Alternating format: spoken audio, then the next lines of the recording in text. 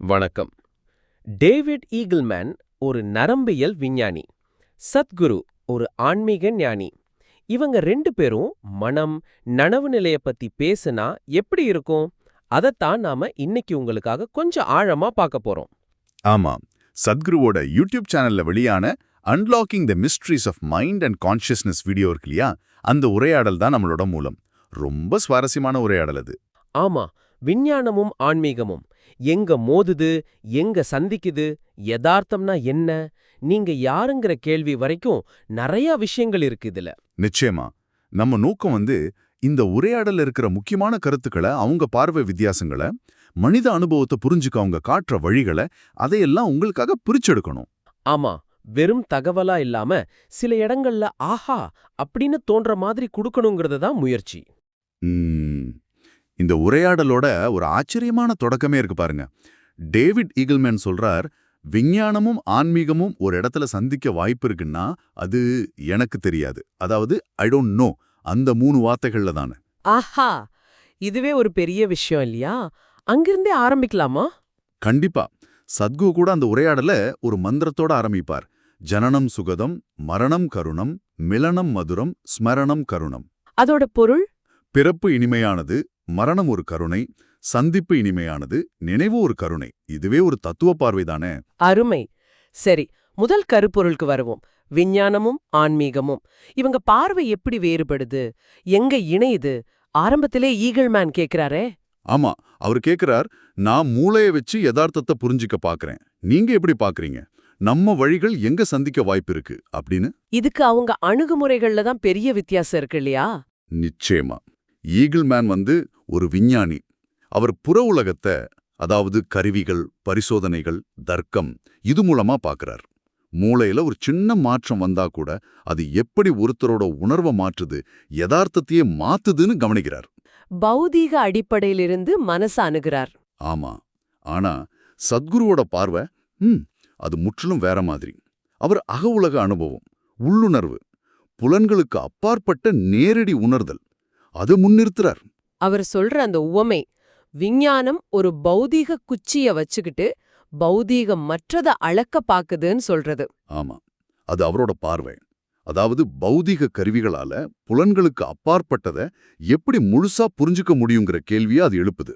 அதே சமயம் ரெண்டு பேருமே ஒத்துப்போற இடம் அந்த எனக்கு தெரியாதுங்கிற நிலைப்பாடு. கரெக்ட். விஞ்ஞானம் எப்பவுமே இறுதியான உண்மைன்னு எதையும் சொல்றதில்ல. அது தொடர்ந்து கேள்விகள் கேட்டுக்கிட்டே இருக்கு, தற்காலிக கருதுகோள்களோட இயங்குது. இது ஒரு விதமான நேர்மை. அதே நேர்மையத்தான் ஆன்மீக தேடலுக்கும் சத்குரு முக்கியம்னு சொல்றாரு. சரி, இதுல சத்குரு மனச பத்தி சொல்ற விஷயங்கள் ரொம்ப ஆழமா இருக்கு. யோக மரபுல மனசுக்கு 16 பகுதிகள் இருக்குன்னு சொல்லிட்டு அப்புறம் அதை 4ஆ பிரிக்கிறாரு. ஆமா, இது கொஞ்சம் வித்தியாசமான ஒரு கட்டமைப்பு. நாம பொதுவா மனசுன்னு சொல்றத அவர் இன்னும் ஆழமா பிரிக்கிறாரு. சரிங்க, அந்த 4 என்னென்ன? முதல்ல புத்தி.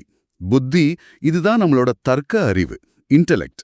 தகவல்களை சேகரிச்சு பகுத்து ஆராய்ஞ்சு உலகத்தை ஊடுருவி பார்க்கறது. இன்றைய கல்வி முறை இதுலதான் அதிக கவனம் செலுத்துதுன்னு சொல்றாரு இல்லையா? ஆமா, இத ஒரு கூர்மையான கத்திக்கு ஒப்பிடுறாரு. கத்தியோட வேலை வெட்டுவது, அதாவது பகுத்தறிவது. சரி, புத்தி மட்டும் போதுமா? கத்திய பிடிக்க ஒரு கை வேணுமே. சரியா சொன்னீங்க. அதுதான் அடுத்தது, அகங்காரா. அகங்காரா இதுதான் அந்த கத்திய பிடிக்கிற கை, நம்மளோட அடையாளம், ஐடென்டிட்டி. நான் இந்தியன், நான் ஆண், நான் பெண், அந்த மாதிரி அடையாளங்களா? அதேதான். நான் இந்த மதம், இந்த ஜாதி, இந்த குடும்பம்னு நம்ம இதோட நம்ம அடையாளப்படுத்திக்கிறோமோ அதுதான் அகங்காரம். இந்த அடையாளம் எவ்வளோ பவர்ஃபுல்னா தேசபக்திங்கிற பேர்ல உயிரே கொடுக்க தயாரா இருக்கும் இல்லையா? ஆமாம். முக்கியமா சத்குரு என்ன சொல்றாருன்னா, நம்ம புத்தி, நம்ம தர்க்க அறிவு இருக்கு இல்லையா, அது எப்பவுமே இந்த அகங்காரத்துக்கு சேவை செய்யற மாதிரி தான் இயங்கும். ஓ, அப்படியா? ஆமா, நம்ம அடையாளம் எதுவோ அதை வலுப்படுத்தவும் பாதுகாக்கவும் தான் நம்ம புத்தியே வேலை செய்யும், எவ்வளவு கூர்மையா இருந்தாலும் சரி. இது ரொம்ப முக்கியமான கருத்து. நம்ம தர்க்கமே நம்ம அடையாளங்களுக்கு கட்டுப்பட்டதுன்னு சொல்றது. சரி, அடுத்தது மனஸ். மனஸ் இத நினைவுகளோட ஒரு பிரம்மாண்டமான கிடங்குன்னு சொல்லலாம். Memory silo. மூளையில இருக்கிற மெமரி இல்லையா? அது மட்டும் இல்லைங்கிறாரு சத்குரு. அதுக்கும் மேல பல 100 மடங்கு பெருசு. இது உடல் முழுக்க பரவி இருக்குன்னு சொல்றாரு. உடல் முழுக்கவா? எப்படி? நம்ம தாத்தா பாட்டியோட மூக்கு நமக்கு இருக்குல்ல, அது மாதிரி பல தலைமுறை நினைவுகள், பரிணாம வளர்ச்சி நினைவுகள் எல்லாம் நம்ம உடல் அமைப்பிலேயே பதிஞ்சிருக்குங்கிறாரு. இதுதான் நம்ம புத்தி இயங்குறதுக்கான எரிபொருள் மாதிரி. இந்த நினைவுகளோட குவியல் தான் மனஸ். உடல் நினைவுகளை சுமக்குதுங்கிற கருத்து கேட்கவே ஆச்சரியமா இருக்கு. இது விஞ்ஞானம் எப்படி பார்க்கும்னு தெரியல. சரி, 4வது சித்தம். இது ரொம்ப மர்மமா இருக்கே. ஆமாம், சித்தம், சித்தா. இது நினைவுகளோட எந்த கலப்பும் இல்லாத தூய அறிவு, பியோர் இன்டெலிஜென்ஸ், பிரபஞ்ச நுண்ணறிவுன்னு கூட சொல்லலாம். நினைவுகளால் கலங்கப்படாத அறிவா? ஆமா, இதுதான் படைப்பின் மூலம், அடிப்படையான அறிவுங்கிறாரு.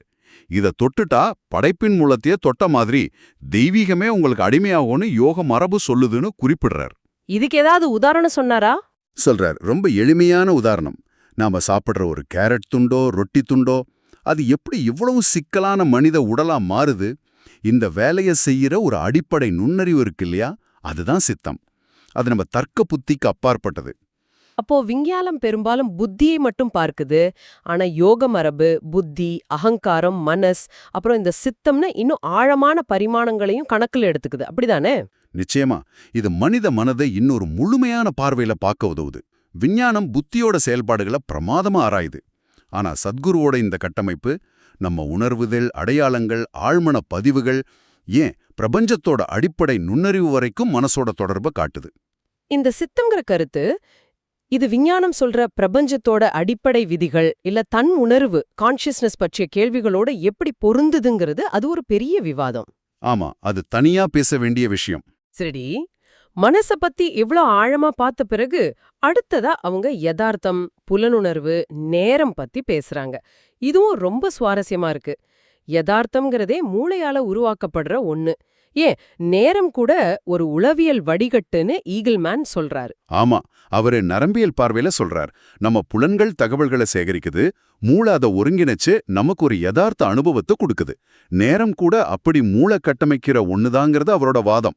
ஆய்வகத்துல நேர உணர்வை மாத்த முடியும்னு சொல்றாரு. ஆமா, சில பரிசோதனைகள் மூலமா ஒரு நிகழ்வு எவ்வளவு நேரம் நடந்ததுங்கிற நம்ம உணர்வை மாத்த முடியுமா? உதாரணத்துக்கு, திடீர்னு பயமுறுத்துற ஒரு நிகழ்வுல நேரம் மெதுவா போன மாதிரி ஒரு உணர்வு வரும் இல்லையா, அது மாதிரி. ஆனா சத்குரு நேரத்தை முற்றிலும் வேற மாதிரி பாக்குறாரு. பௌதிக உலகின் சுழற்சிகள் தான் நேரம்னு சொல்றார். கரெக்ட். பூமி சுத்துறது ஒரு நாள், நிலா சுத்துறது ஒரு மாதம். இந்த மாதிரி பௌதிக இயக்கங்கள் தான் நேரம். ஆனா நாம நம்மள உடம்போட ரொம்ப தீவிரமா அடையாளப்படுத்திக்கிறதால தான் நேரத்தோட தாக்கத்தை உணர்றோங்கிறார். உடலோட அடையாளப்படுத்திக்கிறதா? எப்படி? உடல்ங்கிறது கால ஓட்டத்துக்கு உட்பட்டது தானே. பிறப்பு, வளர்ச்சி, இறப்புனோம். அப்போ உடல் தான் நானுன்னு நாம நினைக்கும்போது நேரத்தோட பிடியில நம்ம சிக்கிக்கிறோம். உடல்ல இருந்து கொஞ்சம் விலகி உள்நிலையில இருந்தா நேரம் ஒரு பொருட்டே இல்லைங்கிறாரு. இதுக்கு அவர் சொல்ற உதாரணம்? சந்தோஷமா இருந்தா நேரம் போறதே தெரியாது. கஷ்டத்துல இருந்தா ஒரு நிமிஷம் ஒரு யுகமா தெரியும். இது நம்ம அனுபவமே இல்லையா? அதத்தான் சொல்றாரு.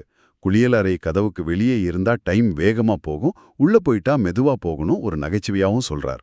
அப்போ நம்ம அனுபவம் முழுக்க நம்ம மூளை, உடல் சார்ந்தது தானா? இல்ல அதுக்கு அப்பாற்பட்ட ஏதோ ஒன்னு இருக்கா? சத்குரு கேக்குறாரே, உடலே நம்ம சாப்பிட்ட சாப்பாடோட குவியல் தானே, அது எப்படி நான் ஆகும்னு? ஆமா, இதுதான் அடுத்த முக்கியமான கேள்விக்கு நம்மள கூட்டிட்டு போகுது. நான் யார்? The nature of you. என் உடல், என் மனம், இப்படி சொல்லும்போதே அது நமக்கு சொந்தமானது. ஆனா அது நான் இல்லைன்னு சத்குரு சொல்றார். ஆமா, உடல்ங்கிறது நாம சாப்பிட்ட உணவோட சேகரிப்பு. மனம்ங்கிறது நாம பார்த்த, கேட்ட, உணர்ந்த பதிவுகளோட சேகரிப்பு. இது ரெண்டுமே வெளியிலிருந்து நாம சேகரிச்சது. அப்ப அது எப்படி உண்மையான நான் ஆகும்? இது அவரோட வாதம். ஆனா ஈகிள்மேன் இதை ஏத்துக்கல. அவர் சொல்றார், மூளையில அல்சைமர் வந்தா இல்ல ஒரு பக்கவாதம் வந்தா ஒருத்தரோட ஆளுமையே மாறிடுதே. நினைவுகள், உணர்வுகள், சுபாவம் எல்லாம் மாறுது. அப்போ மூளைதான் நான் என்பதை தீர்மானிக்குதுன்னு சொல்றார். ஆமா, பௌதிக மூளையைத் தாண்டி ஒரு நான் இருக்கானே அவர் கேள்வி எழுப்புறார். இதுதான் இந்த உரையாடலோட மையமான ஒரு கருத்து வேறுபாடு. இதுக்கு சத்குரு என்ன பதில் சொல்றார்? சத்குரு சொல்றார், நாம நம்ம எண்ணங்கள், உணர்ச்சிகள், கருத்துக்கள், ஏன் நம்ம ஆளுமையையே நான்னு தப்பா புரிஞ்சுகிட்டு இருக்கோம். இது எல்லாமே நாம சேகரிச்சதுதான், சூழலுக்கு ஏத்த மாதிரி மாறக்கூடியது. ஆனா இது எல்லாத்துக்கும் அடிப்படையா ஒரு உயிர் சக்தி இருக்கு, ஒரு ஃபண்டமெண்டல் பீஸ் ஆஃப் லைஃப். அது மாறாதது. அதுதான் உண்மையான நான். இதுக்கு அவர் சொல்ற அந்த நிறக்குருடு உதாரணம் நல்லா இருந்துச்சு. ஆமா, ஒருத்தருக்கு ஆக்சிடென்ட்ல நிறக்குருடு வந்தா அவரால நிறங்களை பார்க்க முடியாது. ஆனா என்னால முன்ன மாதிரி நிறங்களை பார்க்க முடியல அப்படின்னு அறிகிற அந்த உணர்வு அப்படியே தான் இருக்கு. அந்த அறியும் தன்மை, அந்த அவேர்னஸ் தான் அடிப்படை உயிர்ங்கிறார். ஆனா ஈகிள்மேன் சொல்றதும் யோசிக்க வைக்குது. பிறவியிலே பார்வை இல்லாத ஒருத்தருக்கு பார்வைனா என்னன்னே தெரியாது, அந்த அனுபவமே இருக்காது. ஆனாலும் அவங்க ஒரு முழுமையான மனுஷர். உண்மைதான். இது புலன நுண்ணுரல் இல்லையும் நான்கிற அனுபவம் எவ்வளோ சிக்கலானதுன்னு காட்டுது. சத்குரு என்ன சொல்றாருன்னா, நம்ம அடையாளங்கள் இருக்கு இல்லையா, தேசியம், மதம், இனம், பாலினம், குடும்பம், இது எல்லாத்தையும் தாண்டி நம்மள வெறும் ஒரு உயிரா பார்க்க பழகிட்டா நம்ம புலனுணர்வு தானா விரிவடையும், நம்ம துன்பங்கள் குறையுங்கிறார். ஆனா இது கேக்குற அளவுக்கு சுலபம் இல்லதானே, எல்லா அடையாளங்களையும் தாண்டி பாக்குறது. நிச்சயமா அது ஒரு பெரிய உள்நிலை மாற்றம் தேவைப்படுற விஷயம். சரி, கடைசி கருப்பொருளுக்கு வருவோம். அறிதல், நோயிங், எதிர் நம்புதல், பிலீவிங். இதுலயும் அவங்க பார்வை ஒரு இடத்துல இணையுது, இன்னொரு இடத்துல வேறுபடுது.